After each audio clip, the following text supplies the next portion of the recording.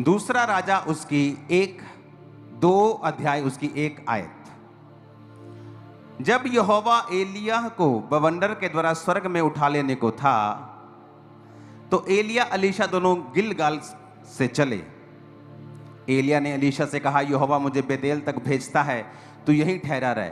अलीशा ने कहा, यहोवा के और तेरे जीवन की शपथ, मैं तुझे नहीं छोड़ने का। इसलिए वो बेतेल को चले गए। बेतेलवासी भविष्यद्वक्ताओं के चेले अलीशा के पास आकर कहने लगे, क्या तुझे मालूम है यहोवा तेरे स्वामी को आज तेरे ऊपर से उठा लेने पर है? उसने कहा, हाँ मुझे भी मालूम है, तुम चुप रहो। अगर किसी व्यक्ति को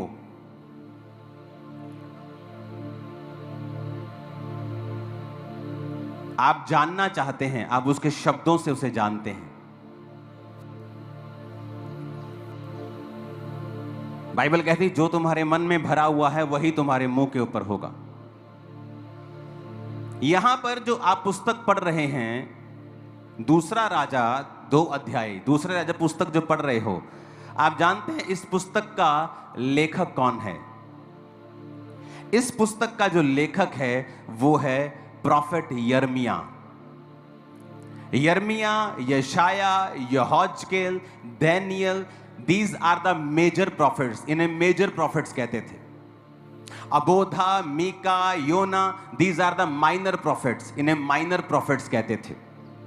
तो ये जो मेजर प्रॉफिट्स बाइबल में जो लिखे हैं, यशाया, यिर्मयाह, दानियेल, यहोजकेल, तो एक मेजर प्रॉफिट ने ये पुस्तक लिखी है। आप लूका की पुस्तक पढ़ें, सब पुस्तकों में लिखा हुआ है, और परमेश्वर ने उसको चंगा किया। लेकिन लूका एक डॉक्टर था, लूका एक वैद्य था। जब लूका अपनी पुस्तक को लिखता था तो उसने लिखा है, प्रभु यीशु मसीह ने अपना हाथ इस पर रखकर इसको चंगा किया। उसने पूरी डिटेल में हीलिंग लिखी है। अगर आपको हीलिंग अच्छी तरह से पढ़नी है तो लूका की पुस्तक पढ़ें। क्यों? क्योंकि लूका की पुस्तक में जो चंगाई की डिटेल लिखी है वो एक डॉक्टर के नजरिए से लिखी है, कंप्लीट एंड तकरीबन कंप्लीट।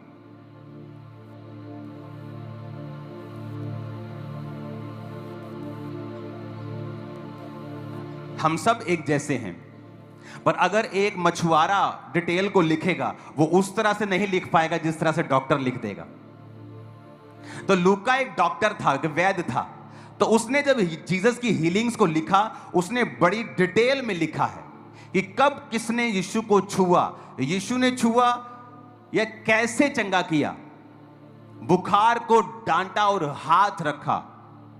बाकियों ने कहा कि यीशु ने उसे चंगा किया, लेकिन उस लूका की अगर आप पुस्तक पढ़ेंगे तो उसने अकेली हीलिंग डिटेल में लिखी। मैं आपको क्यों बता रहा हूं ये? क्योंकि मायने रखता है कि पुस्तक जिसने लिखी है उसका राइटर कौन है।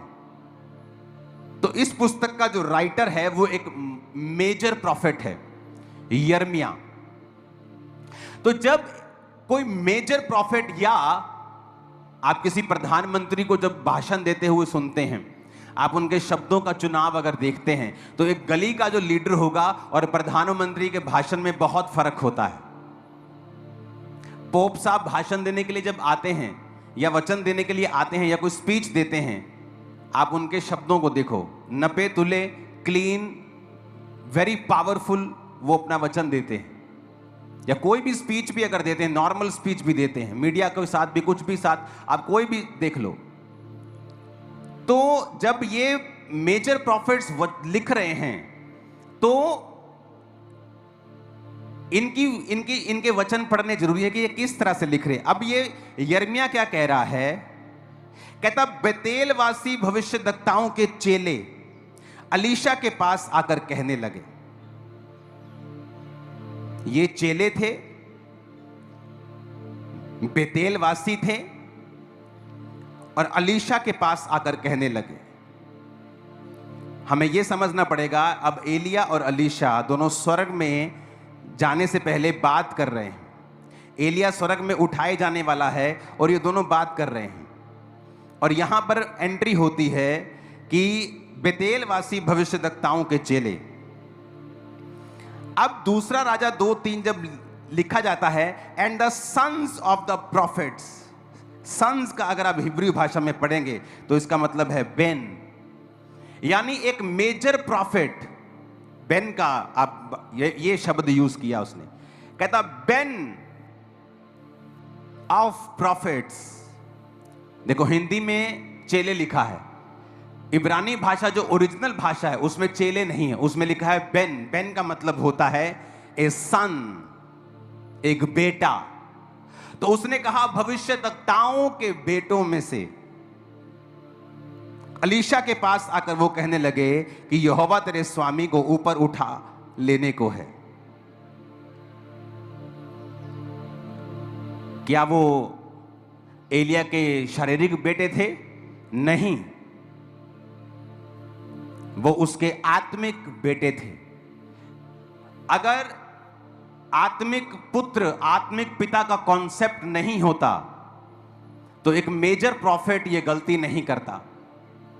वो चेले लिखता, वो कलीसिया लिखता, या उन किसी और शब्द से उनको लिखता, कहता the ben of prophets. Ben का मतलब है a son, a builder of the family name. कहता वो आए और उसने कहा कि यहोवा आज,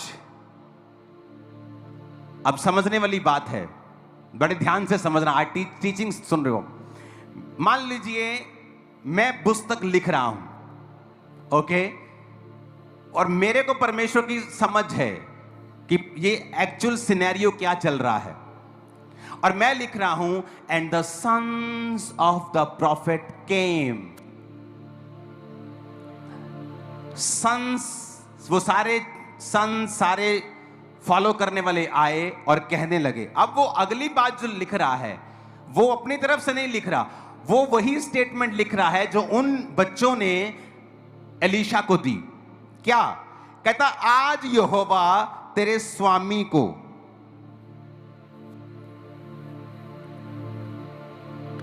आज यहोवा तेरे स्वामी को